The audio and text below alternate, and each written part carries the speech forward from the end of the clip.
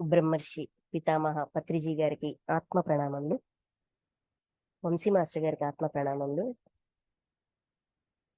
గీతాచార్యులైన శ్రీకృష్ణ పరమాత్మకి ఆత్మ ప్రణామములు, అర్జునుల వారికి ఆత్మ ప్రణామములు, వేద వ్యాస భగవాన్ల వారికి ఆత్మ ప్రణామములు, విఘ్నేశ్వర్ల వారికి ఆత్మ ప్రణామములు, గీతామాతకు ఆత్మ ప్రణామములు, గీతని ఉద్ధరించిన మహానుభావులందరికీ హృదయపూర్వక పాదాభివందనాలు.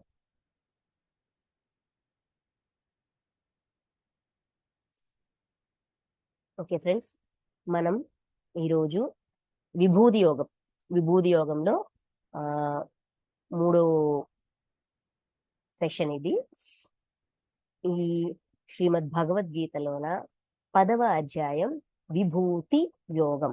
విభూతి కూడా కాదు, విభూతి యోగం. విభూతి అంటే కాంతి,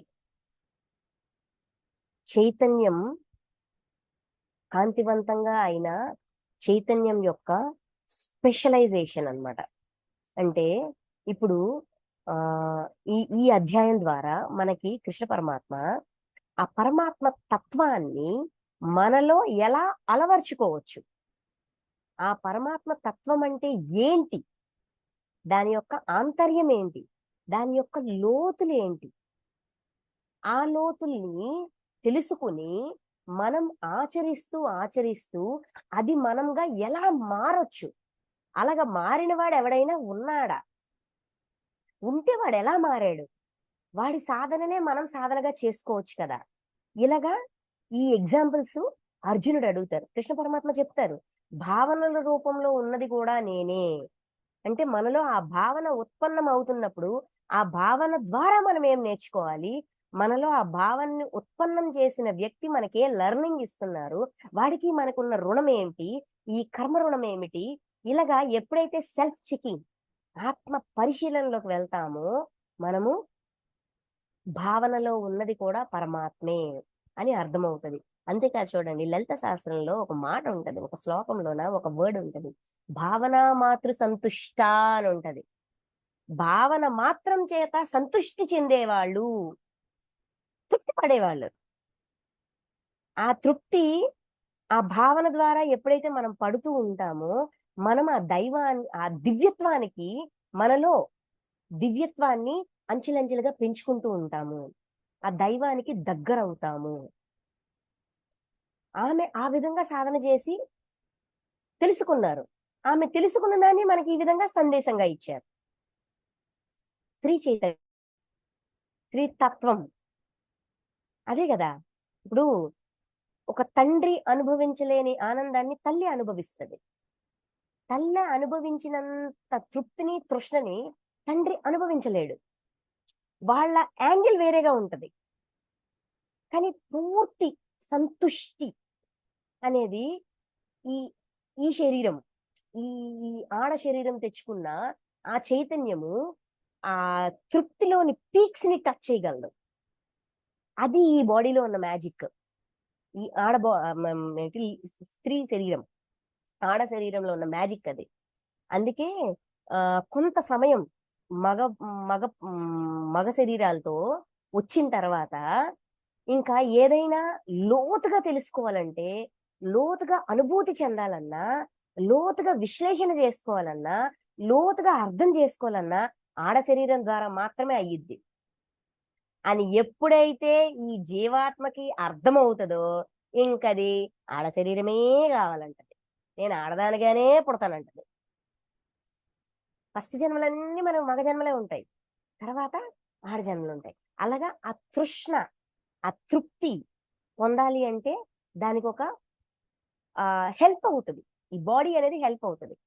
ఆ విధంగా ఎవరైతే తమలో ఉన్న ఒక్కొక్క భావనని, ఒక్కొక్క లక్షణాన్ని పూర్తిగా సంపూర్ణం, లక్షణం పరిచయం అవడం ఫస్ట్ మెట్టు. ఆ లక్షణాన్ని సంపూర్ణం చేయడం అనేది ఆఖరి. అది విభూతిగా మార్చడం అన్నమాట. ఇప్పుడు కరుణ, ప్రేమ, సహాయము, సేవ. సేవ అనేది మొదలు పెడతాం, నాకు సంబంధం లేని వాడి కోసం నేను ఏదో చేస్తాను. అది నేను సేవ అనుకుంటాను. అది మొదటి మెట్టు. కానీ ఆశించి చెయ్యడం అనేది, ఆశించకుండా చెయ్యాలనేది కొంత ప్రయాణం ఈ సేవలో గడిచాక గాని మనకు అర్థం కాదు. మొదట ఏదో ఒకటి ఆశిస్తున్నాడా ఆశించట్లేదా అనేది కాదు.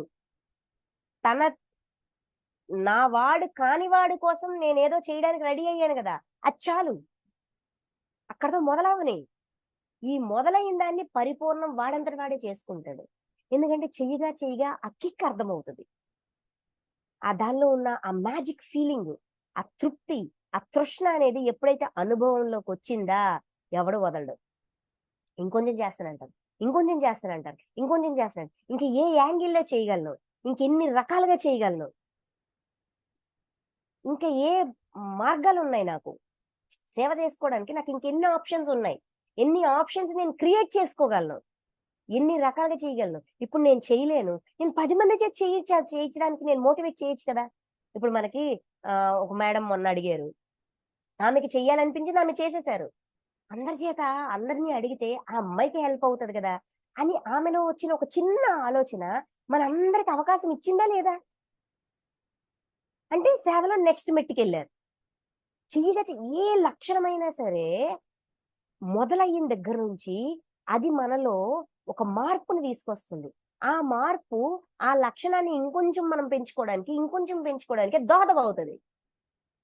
అందుకే మనలో ఏ లక్షణం స్టార్ట్ అయినా కూడా దాన్ని గమనిస్తూ ఉండండి. గమనించేటప్పుడు దాని యొక్క విలువ, దాని యొక్క పర్సంటేజ్‌ని మనం పెంచుకుంటాం. అదే ఇక్కడ విభూది యోగంలో చెప్తున్నారు. చైతన్యాన్ని కాంతివంతం చెయ్యడం, విభూతిగా మార్చడం. ఎప్పుడైతే మన చైతన్యంలో ఉన్న ప్రతి లక్షణాన్ని కూడా విభూతిగా మారుస్తూ ఉంటామో అదే పరమాత్మ తత్వము. అదే పరమాత్మ స్థితి. అదే పరమాత్మ ప్రాప్తి. ఇంకా సూక్ష్మంలోకి వెళ్తే స్థూలం నుంచి సూక్ష్మం. బయట బయట ఎలాగా ప్రతి వ్యక్తిని ఎలా అంగీకరించాలంటే వాడు దేవుడే, నువ్వు దేవుడివే. నీ శరీరం ఏ మెటీరియల్ తో తయారైందో వాడి శరీరం ఆ మెటీరియల్ తో తయారైంది. నీలో జీవాత్మ ఏ మెటీరియల్ తో తయారైందో వాళ్ళ జీవాత్మ ఆ మెటీరియల్ తో అయింది. మీ ఇద్దరు వేరుగా ఎక్కడున్నారు? కాదు కదా. ఫస్ట్ ఈ అవగాహన ఇచ్చారు. ఆ తర్వాత ప్రకంపించే ఆత్మ అందరిలో ఒకలాగే ఉంటది, అందరికి ఒకే శక్తులు ఉంటాయని చెప్పి ఈ క్లారిటీ ఇచ్చారు. ఈ క్లారిటీ ఇచ్చిన తర్వాత ప్రతి ప్రాణిలోనూ ఉంటది, సమంగా ఉంటది, ఈ క్లారిటీ ఇచ్చారు. ఇది ఇచ్చిన తర్వాత ఇప్పుడు ఇంకా లోతుల్లోకి ఏంటంటే లక్షణాలు, తత్వం, భావనలు, క్యారెక్టర్ అది కూడా గమనించుకో. అందులో కూడా ఉన్నతత్వాన్ని చేరు. అది ఇంకా చక్కగా ఈజీగా జరిగిపోద్ది. ఒక్కొక్క లెవెల్లో మనకి లోతుల్లోకి పట్టుకెళ్తున్నారు అనమాట. ఈ అధ్యాయం పూర్తి లోతుల్లోకి పట్టుకెళ్తారు, పూర్తి డెప్త్. ఈ లక్షణాలని డెవలప్ చేసుకోవడం, దాన్ని పెంచుకోవడం, దాన్ని విభూతిగా మార్చడం ఎలా అనేది కొన్ని ఎగ్జాంపుల్స్ తో మనకి పరిచయం చేస్తున్నారు. అర్జునుడు అడుగుతాడు కదా, నిన్ను ఏ విధంగా నేను కొలవగలను, నా చేత ఎలా ఆరాధింపబడతావు, నాకు ఒక సలహా ఇవ్వు, నాకు ఎగ్జాంపుల్స్ తో చూపించు, నేను నేర్చుకోవాలి. అర్జునులో చూడండి ఎంత తృష్ణ ఉందో. ఆ తృష్ణతో అడిగేసరికి సరే అర్జున, విభూతులకి విస్తారంగా ఉన్నాయి, అంతమే లేదు, కాకపోతే కొన్ని ఎగ్జాంపుల్స్ ఇస్తానని చెప్పి అన్ని శరీరాల్లో ఉన్న జీవాత్మ నేనే అని చెప్పారు. ఆది మధ్యము అంతము నేనే అని చెప్పారు 20వ శ్లోకంలో. అంటే ఒక సంకల్ప మాత్రమున సృజించిన ఈ జీవాత్మలు వాళ్ళ యొక్క శరీరాలు సృజించాను కదా వదిలేశాను కదా అని అలా వదిలేయరు. వాళ్ళకి కావాల్సింది ఏంటి అనేది గమనిస్తూ ఉంటారు. ఆదిని గమనిస్తారు, పుట్టుకని గమనిస్తారు, మధ్యంలో వాడి జీవితాన్ని గమనిస్తారు, మృత్యువుని గమనిస్తారు. ఎప్పుడైనా ఏదైనా అవసరం ఉంటే పిలిస్తే పలకడానికి సిద్ధంగా ప్రతీది కూడా ఆర్గనైజ్ చేస్తూ ఉంటారు. అంటే వాడికి ఉన్న సంకల్ప స్వేచ్ఛని చెడగొట్టకుండా, అందులో ఇన్వాల్వ్ అవ్వకుండా, ఇంటర్ఫీర్ అవ్వకుండా, సాక్షిగా ఉంటూ అవసరం వచ్చినప్పుడు సలహాలు ఇస్తూ హెల్ప్ చేస్తూ ఉంటారు. అంటే మనకు ఒక సంకల్పం వచ్చినప్పుడు ఆ సంకల్పాన్ని కార్యరూపంలో పెట్టాలి. కార్యరూపంలో పెట్టి వదిలేయకూడదు, పూర్తి చెయ్యాలి. ఇది ఇంకొక విభూతి. మనకు నేర్పించారు. ఇప్పుడు 21. అదితి యొక్క ద్వాదశ పుత్రులైన ఆదిత్యులలో విష్ణువుని నేను, జ్యోతిర్మయ స్వరూపులలో నేను సూర్యుడను, 49 మంది వాయుదేవతలలోని తేజమును నేను, నక్షత్రాధిపతి అయిన చంద్రుడను నేను. ఈ శ్లోకంలో 21వ శ్లోకంలో 4 విభూతుల గురించి చెప్పారు మనకి. ఫస్ట్ అదితి యొక్క ద్వాదశ పుత్రులైన ఆదిత్యులులో విష్ణువును నేను. అదితీదేవి కశ్యప ప్రజాపతికి 8 మందో 10 మందో భార్యలు. నంబర్ నాకు కరెక్ట్ గుర్తులేదండి, సారీ, రాసుకున్నాను కానీ కరెక్ట్ గుర్తులేదు. ఫస్ట్ భార్య అదితి, తర్వాత దితి, తర్వాత రకరకాల పేర్లు అనమాట. అప్పుడు ఎలా ఉండేదంటే ఒక ఒక మగవాడికి చాలా మంది భార్యలు ఉండేవారు. ఇప్పుడు మన ఇంటి పేర్లు చూడండి, తండ్రి పేరు బట్టి వస్తుంది. కానీ అప్పట్లో మాతృ సంబంధం అన్నమాట. అంటే ఒకే తండ్రి, బోల్డ్ మంది భార్యలు, ఆ భార్యలకి బోల్డ్ మంది సంతానం.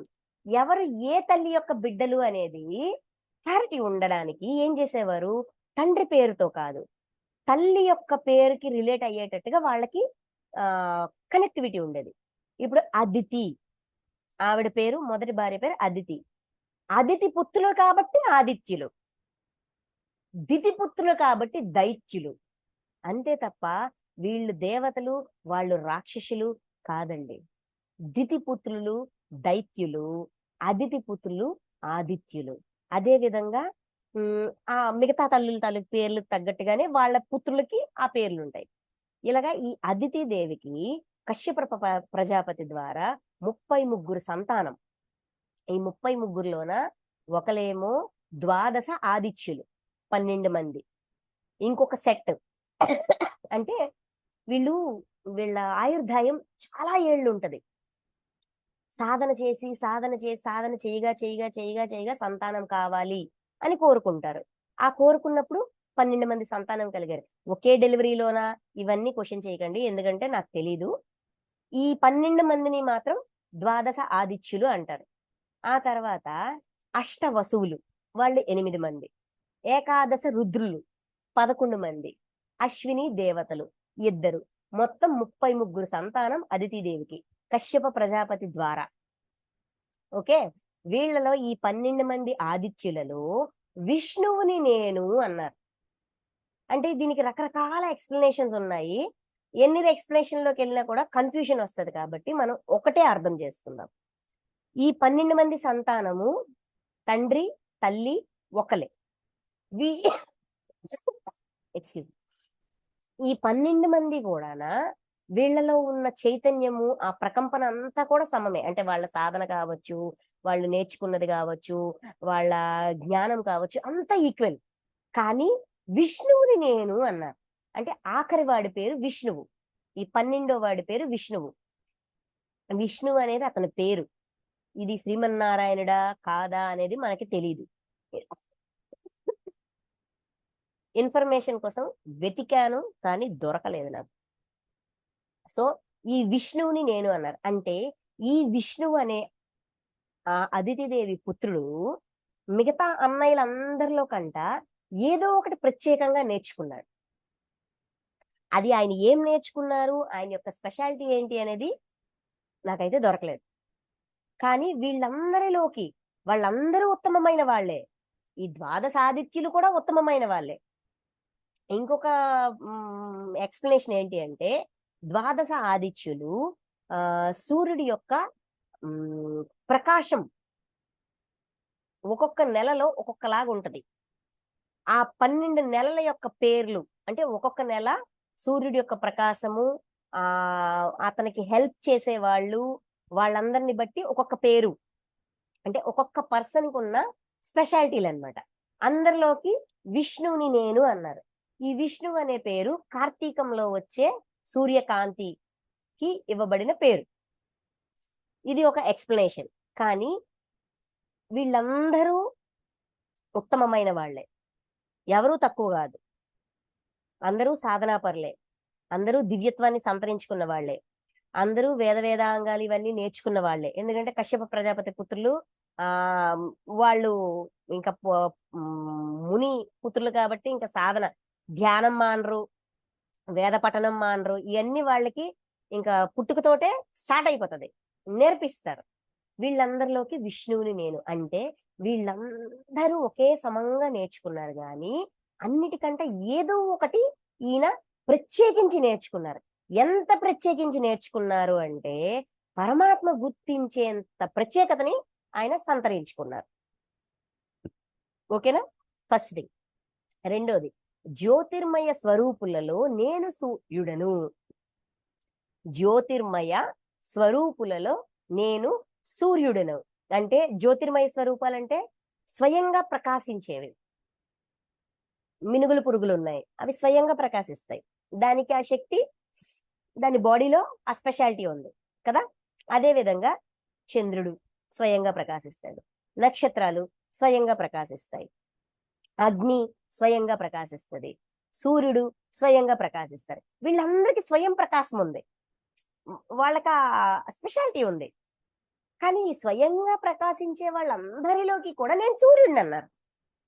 సూర్యుడికి వీళ్ళకి ఏంటి డిఫరెన్స్? చంద్రకాంతి అన్నిటి మీద సమంగా పడుతుంది, సూర్యకాంతి అన్నిటి మీద సమంగా పడుతుంది. సూర్యకాంతి ఒక వేడిమిని ఇస్తుంది, చంద్రకాంతి ఒక చల్లదానాన్ని ఇస్తుంది. సూర్యకాంతి ఏమంటాము, మొక్కల్లోన ఈ ఫుడ్ తయారు చేసే ఆ ఫోటోసింథసిస్ కి హెల్ప్ చేస్తుంది. చంద్రకాంతి ఔషధులకు కావలసిన అంటే ఔషధ మొక్కలు వాటిలోని ఔషధ గుణాన్ని పెంచుకోవడానికి చంద్రకాంతి హెల్ప్ చేస్తుంది. అంటే అన్నిట్లోనూ ఉన్నారు, ఇద్దరు ఉన్నారు. మనం ఇక్కడ కంపారిజన్ చేశారు. ఏమని చెప్పారు? జ్యోతిర్మయ స్వరూపులలో సూర్యుడిని నేను అన్నారు. అన్నారా లేదా? అంటే ప్రకాశించే ప్రతి దాంట్లోన అన్ని సమంగా ఉన్నాయి.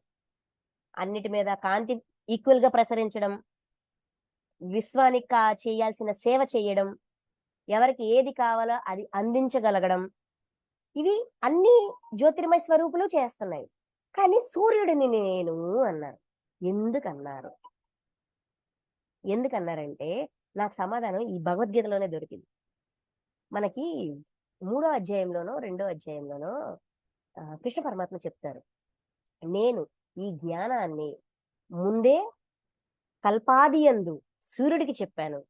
సూర్యుడు తన పుత్రుడైన వైవస్వత మనువుకి చెప్పారు. మనువు తన పుత్రుడైన ఇక్ష్వాకునికి చెప్పారు. ఈ విధంగా ఈ జ్ఞానము గురు పరంపరగా ఈ సృష్టిలోన ఈ భూమి మీద స్ప్రెడ్ అవుతూ వచ్చింది అని చెప్పారు. అంటే దాని అర్థం ఏంటండి? సూర్యుడు తన జ్ఞానాన్ని విస్తరింప చేసుకున్నాడు. పరమాత్మ నుంచి ఈ కర్మతత్వాన్ని, ఆత్మతత్వాన్ని, అంటే ఏమంటాము, జ్ఞానయోగము, కర్మయోగము, మనకి 2వ అధ్యాయం సాంఖ్యయోగంలో చెప్తారు. జ్ఞానయోగము, కర్మయోగం రెండు చెప్పారు. ఈ మొత్తం నాలెడ్జ్ సూర్యుడికి ముందే చెప్పాను, కల్పాది అందే. అంటే కల్పం ప్రారంభమైనప్పుడే సూర్యుడు జిజ్ఞాసతో ఈ నాలెడ్జ్ అంతా నేర్చుకున్నాడు. ఆయన నేర్చుకుని ఊరుకున్నారా? ఆయన ఆ నాలెడ్జ్ ని నెక్స్ట్ జనరేషన్ తన పుత్రుడైన ఇక్ష్వాక మనువునికి వైవస్వత మనువునకు అందించాడు. మనువు ఇక్ష్వాకునకు అందించాడు. అంటే ఆయన జ్ఞానాన్ని నేర్చుకున్నారు, అర్థం చేసుకున్నారు, ఆచరణలో పెట్టారు, దాన్ని ప్రచారం చేశారు. అంతేకాదు తన దగ్గరకు వచ్చిన శిష్యులందరికీ నేర్పించాడు. మరి ఆంజనేయ స్వామి సూర్యుడి దగ్గర శిష్యరికం చేశారు కదా. అంటే జ్ఞానం అనే విభూతి సూర్యుడిని స్పెషల్ చేసింది. సూర్యుడిలో ఉన్న స్పెషాలిటీ ఏంటి? ఆ విభూతి ఏంటి? జ్ఞాన సముపార్జన. అది కూడా ఆచరణాత్మకమైన జ్ఞానం. పరమాత్మ తత్వము, విశ్వం యొక్క తత్వము, కర్మ యొక్క తత్వము, బ్రహ్మజ్ఞానము అన్ని నేర్చుకున్నాడు ఆయన. అందుకని ఆయన జ్యోతిర్మయ స్వరూపులలో, అంటే స్వయంగా ప్రకాశించే వాళ్ళందరికీ ఉన్న ఈక్వల్ క్వాలిటీస్ ఉన్నాయి, స్పెషల్ క్వాలిటీస్ ఈక్వల్ గా అందరిలో ఉన్నాయి. వీళ్ళందరికంటే సూర్యుడిలో స్పెషాలిటీ ఏంటి అంటే జ్ఞానం. అది సూర్యుడి యొక్క విభూతి. అంటే ఇప్పుడు మనం జ్ఞానాన్ని ఆర్జించాలి, లోతుగా తెలుసుకోవాలి, ఉన్నది ఉన్నట్టుగా తెలుసుకోవాలి, తెలుసుకున్నది తెలుసుకున్నట్టుగా ఆచరణలో పెట్టాలి, ఆచరించగా అనుభవమైన దాన్ని నలుగురికి పంచిపెట్టాలి. పంచిపెట్టడం ద్వారా ఇంకా అర్థమవుతుంది, ఇంకా లోతులు అర్థమవుతాయి, ఇంకా అది పరిపూర్ణమవుతుంది. అప్పుడు విభూతిగా మారుతుంది. పరిపూర్ణం అయ్యిందే విభూతి అవుతుంది. జ్ఞానం అనే విభూతి మనలో మనం డెవలప్ చేసుకోవాలి. ఓకే, నెక్స్ట్ 49 మంది వాయుదేవతలలోని తేజమును నేను. ఈ వాయుదేవతలకు కూడా ఈ ఈ వాయుదేవతలు దితిదేవి పుత్రులు. అదితి పుత్రుల్ని ఆదిత్యులు, దితి పుత్రుల్ని దైత్యులు అంటారు కదా. వీళ్ళకి వాళ్ళకి ఎప్పుడు ఏదో ఒక డిస్టర్బెన్స్ అనమాట, కొట్టుకుంటుంటారు. ఈ నా దితి దేవికి ఏమో నా పుత్రులు ఎప్పుడు ఓడిపోతున్నారు, వీళ్ళు శక్తిమంతులుగా లేరు అని చెప్పి కశ్యప ప్రజాపతిని, నాకు శక్తిమంతుడైన పుత్రుడు కావాలి, మీ ద్వారా నాకు శక్తిమంతుడైన పుత్రుడు కావాలి, దానికి నాకు ఏం చేయమన్నా నేను చేస్తాను, నాకు ఎలాంటి సాధన చేయమన్నా చేస్తాను, శక్తివంతమైన పుత్రుడు కావాలి అని రిక్వెస్ట్ చేస్తాను తన హస్బెండ్ కశ్యప ప్రజాపతి. అయితే అతను చెప్తారు, అది అంత ఈజీ కాదు, నువ్వు చాలా కఠోర నియమాలు పాటించాలి. నువ్వు అడిగిన దగ్గర నేను చెప్పినంత వరకు కూడా ఒక రకమైన సాధనలో ఉండాలి.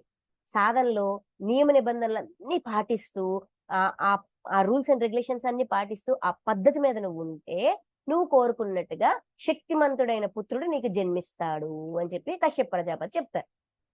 సరే స్వామి, మీరు ఏం చెప్తే అది వింటాను అని చెప్పి, అయితే కశ్యప ప్రజాపతి ఏం చెప్తారంటే, ధ్యానం చెయ్యాలి, ఆ తర్వాత ధర్మంలో ఉండాలి, ఏంటి సంధ్యావందనాలు ఉంటాయి కదా, సంధ్యావందనాలు చెయ్యాలి, ఎప్పుడు ఏది మర్చిపోకూడదు, ఇలాగా అన్ని అంటే ధర్మబద్ధమైన జీవనం లో ఉండాలి అని చెప్పి చెప్తారనమాట. చెప్పిన దగ్గర నుంచి ఆవిడ ఫాలో అవుతా ఉంటది. అలా ఫాలో అవుతూ తన మానసిక స్థితిని, అంటే మైండ్ లో ఉండే ఈ సరికాని ఆలోచనల్ని, శరీరంలో ఉండే సరికాని భావనలని, వీటన్నిటినీ కూడా క్లియర్ చేస్తూ ఉంటారనమాట. కొన్నాళ్ళకి ఆవిడ గర్భం దాలుస్తారు. ఆ కడుపులో ఉన్న బిడ్డ చక్కగా పెరుగుతూ ఉంటారు. ఎందుకంటే ఈవిడ ధర్మం, ఆ బిడ్డ పుట్టక ముందు నుంచి ధర్మంలో ఉండడం ప్రారంభిస్తుంది. అంటే ఎవరిని ఆలోచనలో గాని, మాటల్లో గాని, చేతల్లో గాని ఎవరిని హింసించకుండా ధ్యానం ద్వారా శక్తిని పొందుతూ, సజ్జన సాంగత్యం, భర్త చెప్పిన ఆ మంచి మాటలు లేదంటే ఆ వేదాలు అవన్నీ పఠనం చేస్తూ, ఈ సంధ్యావందనాలు చేస్తూ, అప్పటికి ఆ టైం లైన్ లో ఏ రూల్స్ అండ్ రెగ్యులేషన్స్ ఉన్నాయో అవన్నీ పాటిస్తూ ఆవిడ భలేగా చేస్తుంది అనమాట. అస్సలు ఒక్క నియమం కూడా ఉల్లంఘించదు, గొప్ప శ్రద్ధతో చేస్తుంది. ఇలాగ చేయగా ఈవిడలో కూడా ఆ దివ్యత్వం అనేది డెవలప్ అవుతుంది, బాగా డెవలప్ అవుతుంది. ఆ కడుపులో బిడ్డ కూడా చక్కగా ఎదుగుతూ ఉంటారనమాట. అయితే ఈ విషయము ఈ నోట ఆ నోట ఇంద్రుడికి తెలుస్తుంది. ఇంద్రుడికి తెలిస్తే, అంటే మాకంట శక్తిమంతుడు అంటే మా మీదకి దండెత్తి వస్తాడు కదా, ఏదో ఒకటి చేసి వాడిని కడుపులోనే పుట్టక ముందే గర్భస్థ శిశువుగా ఉన్నప్పుడే అంతం చేసేయాలి అని చెప్పి ఇంద్రుడు వస్తాడు.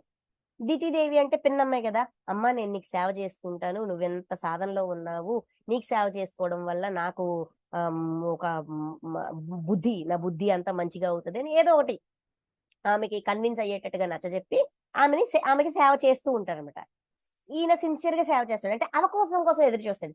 ఈవిడ ఏదైనా పొరపాటు చెయ్యదా, ఆ పొరపాటును అవకాశంగా తీసుకొని నేను గర్భంలోకి ప్రవేశించి ఆ బిడ్డని చంపుతాను అనేసి ఈయన అవకాశం కోసం వెయిట్ చేస్తుంటాడు, సేవ చేస్తూ ఉంటాడు. రెండు జరుగుతూ ఉంటాయి. అయితే ఒక సందర్భంలో ఏమవుతుంది, ఆమె ఏదో ఒక రూల్ ఏదో మర్చిపోతుంది.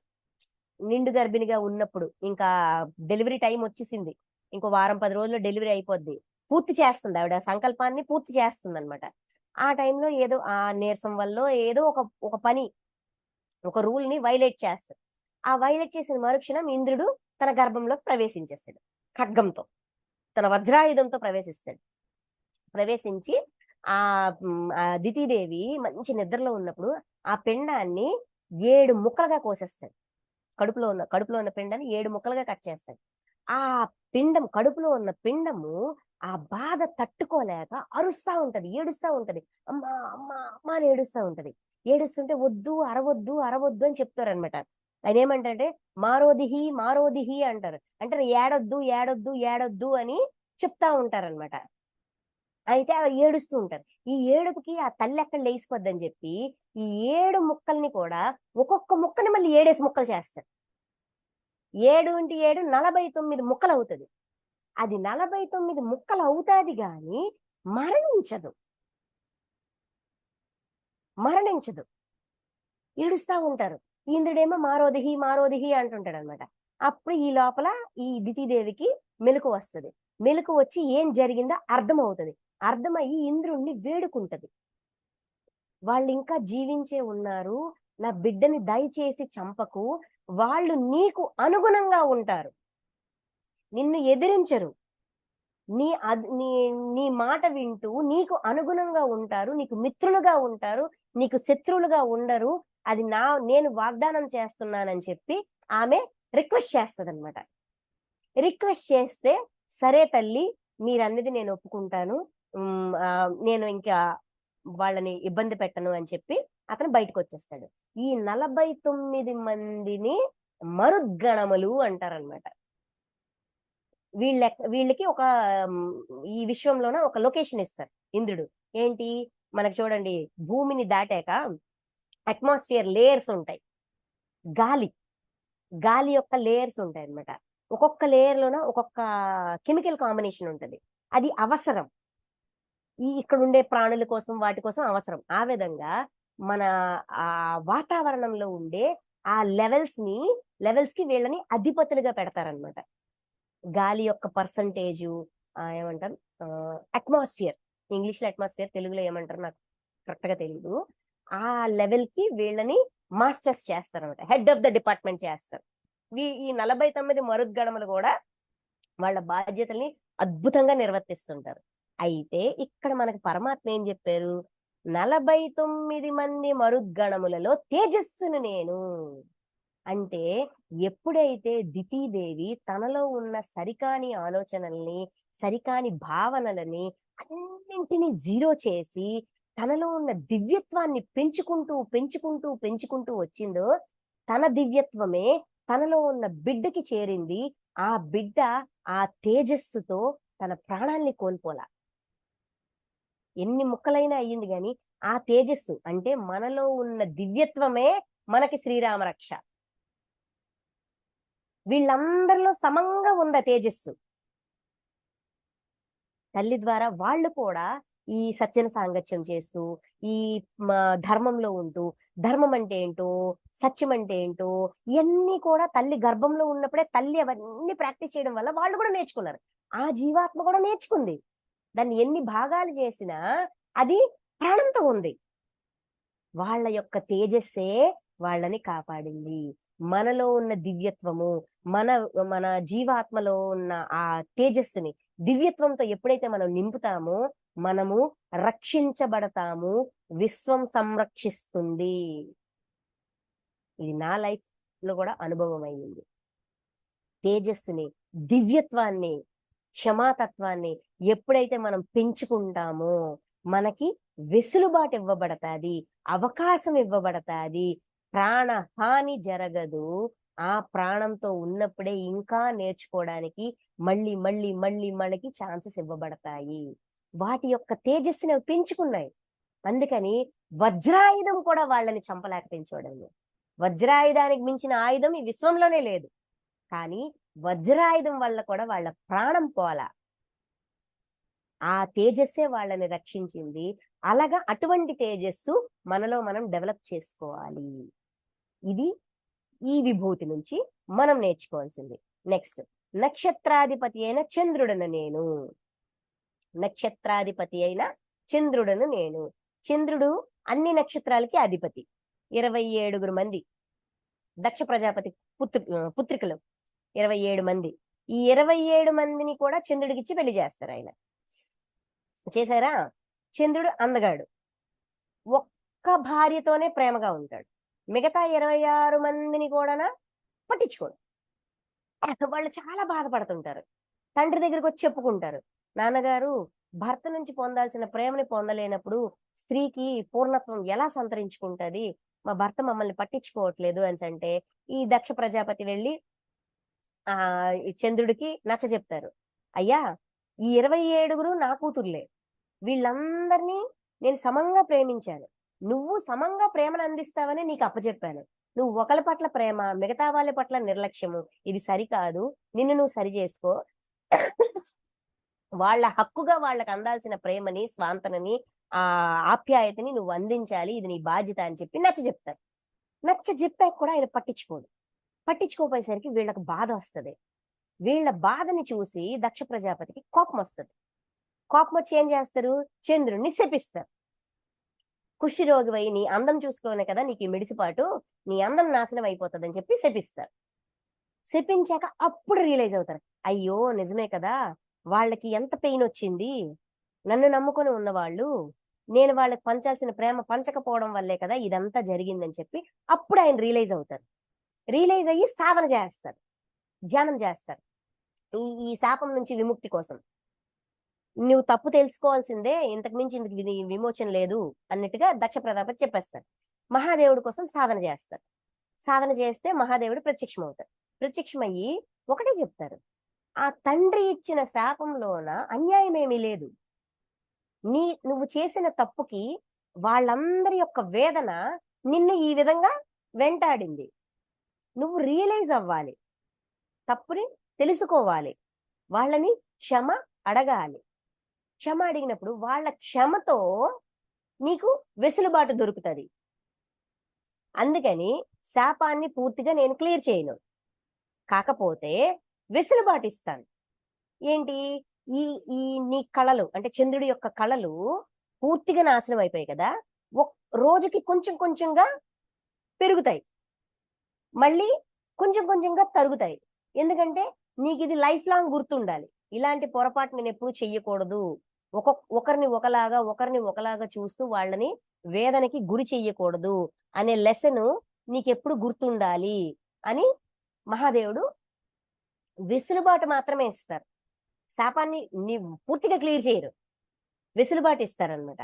వెసులుబాటు ఇస్తూ నిన్ను నీ అంటే చంద్రుడు తన తప్పుని తెలుసుకొని దాంపత్య జీవితంలో, సంసార జీవితంలో భార్యాభర్తల మధ్యలో సమభావన ఉండాలి అనే లెసన్ నువ్వు నేర్చుకున్నావు, నీ ద్వారా ఈ విశ్వానికి నేర్పించావు.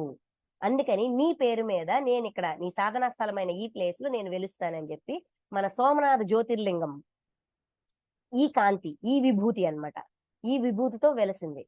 చాలా ఫేమస్. ఎన్నిసార్లు దండయాత్రలు అయ్యి ఆ గుళ్ళు కొట్టేసినా కూడా అంతకంటే అద్భుతంగా కట్టేశారు. అందులో ఆ కాంతి ఉంది, రియలైజేషన్ అనే కాంతి.